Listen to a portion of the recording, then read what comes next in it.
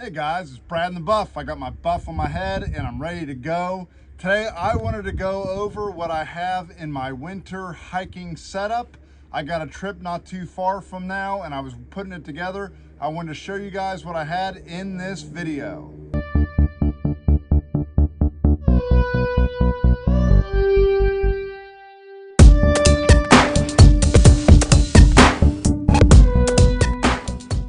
So the first thing is it really doesn't change that much in general from my summer kit. I had a few more layers on. That's the biggest difference. The only time that changes is if it's going to be drastically different. So for me, anything above like 35, 40 degrees, I add on a jacket, a few other things I'll show you. Now it changes a lot if it looks like it's going to be 20 degrees or below. You get into some real problems there as far as water freezing. You get into dangerous situations as far as the cold. Let me show you what I got in my bag. First of all, just, my trusty, as always, cup. Everybody's gonna have one. I like to have a titanium cup. That way, if I run out of fuel or something, I can use a fire. My ditty bag, it's gonna have a battery charger in it, my headlamp, extra lighter, toothbrush, med kit. Always have 3 pairs of socks. For winter, I might put in a fourth if I'm going to be out a little bit longer, because it is so important to make sure you have dry feet in the winter. Everything changes. One of the big difference with winter hiking is that your risk profile goes up a lot for any mistake that you might make. So in the summer, if your feet get wet, you can let them dry out. Your feet might get soggy. They might be uncomfortable. In the winter, if you don't have dry socks in a camp at night, you might be into real trouble with frostbite or something. I do always bring a top hat. Usually it's my black merino wool one. This is just one I had for an example. You can do some cool layering stuff with this, with your buff. But I'll show you guys different things you can do in a layering video I'm going to do. Once again, if it's below 4 degrees, I will bring gloves. I like neoprene gloves. Just because even when they're wet, they work. They're very light, and I just prefer them. They don't hold that much water. I had a really nice pair of gloves, but they would get soaked and then they would be worthless. I do have the Ghost Whisperer 2. This is going to be a primary jacket. Now, my down jacket is what I'm definitely going to bring if the weather looks good. If it looks like there's not going to be a lot of moisture, if it looks like it's going to be raining a lot, I also have a synthetic, and I'll be much more likely to take the synthetic instead of a down if there's a lot of moisture in the air. Bring long sleeve clothes. I always bring this, and I bring long zip off pants. The zip offs are nice because typically during the day I'll zip them off. You do get heated going up hills. Even at 30 degrees, I'll end up in shorts. Give myself some breathability. And then my quilt, which is a 40-degree Revelation quilt. The problem with this is because it is 40 degree, I can push this thing down to 30 degree pretty comfortably. It starts to get in the risk zone at 30 degree. I've had it in the high 20s many, many times. I'm very comfortable with this in that range, but anything below high 20s, and I sleep really hot. And so for me, if it's going to be anything below 32 or so, then I need to make sure that I have some so I'm not an idiot out there. And I'll go through what that is. And then I use my X-Lite. This has worked well with me through the winter. And I also have my butt pad, which I can stick underneath of it to add about an R1 value. This is just like Gossamer Gear makes one. This is the one I have that goes in the back of my pack. And then all the other typical pieces I'm going to bring on a summer gear except for the winter.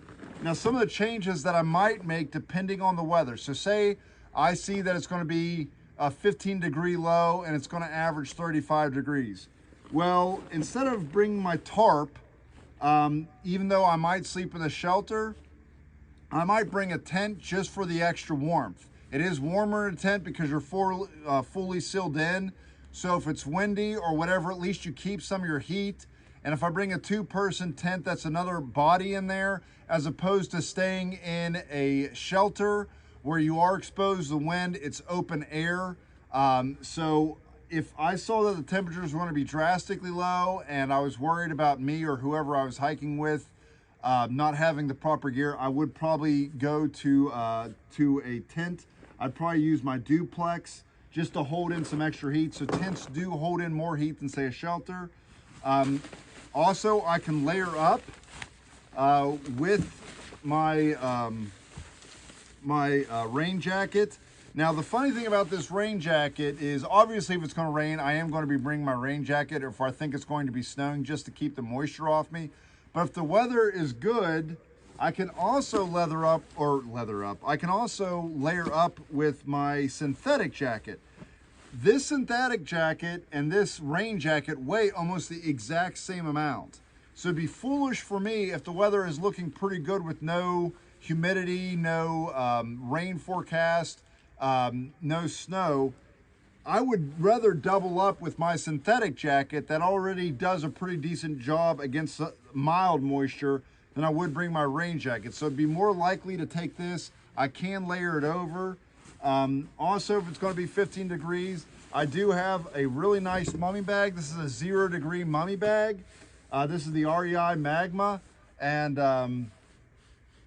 I would rather bring this just to be sure, even if it's going to be like 25. At 25 degrees, this thing is super toasty.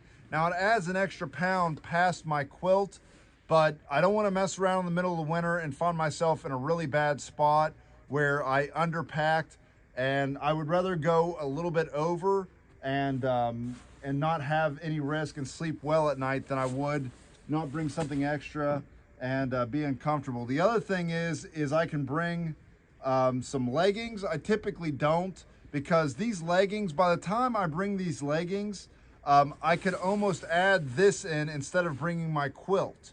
The difference, my leggings plus my quilt weigh almost the exact same amount as this REI Magma. So I'd rather just bring this than bring leggings. I don't typically do it.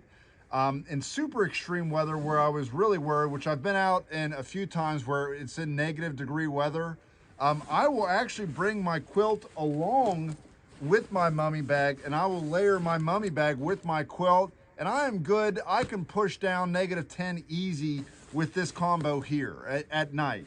And I'm very comfortable with it, especially if you add in the leggings. And I'm going to end up sleeping in all of my gear anyways. Almost all of my clothes in the wintertime, as long as it's dry, I'm going to end up sleeping with to help me with some of that, some of the heat retention. And so those are some of the different things that I might do depending on how cold it is. My typical winter setup, if the weather's not looking particularly bad, if it's going to be about 35 degrees, I'm at about 8.5 pounds. It ends up going, I end up adding about 2 extra pounds, about 10.5 pounds. If it looks like it's going to be in that 15, 20 degree or below range, I'll add a few pieces of gear. So either way, I'm not way too heavy. And I can still do all my winter trips. And like I said, just depending on how many pieces I want to match up with each other and the weather is where I'm going to end up. If I had all of this stuff with me and I wanted to be extra careful, if I bagged both bags, both coats, I'd probably be at about 15 pounds. So I'd have to use my other backpack because it wouldn't all fit in here. But even then, that's not too bad to go full out weather with full security. So this is in general what my winter camping is going to be. Some of the things that I might add or take away. I'm going to do another video on layering and how I layer for the trips here in the next week. I hope this has been helpful for you guys. Hope you get out and do some winter hiking. I will see you next video. Hey guys, if you like the video you just saw, please subscribe, click the bell so you can get alerted for any new videos that I may do. And check the links below for any information I described in the video. I'll try to put as much there as possible. Thanks for watching.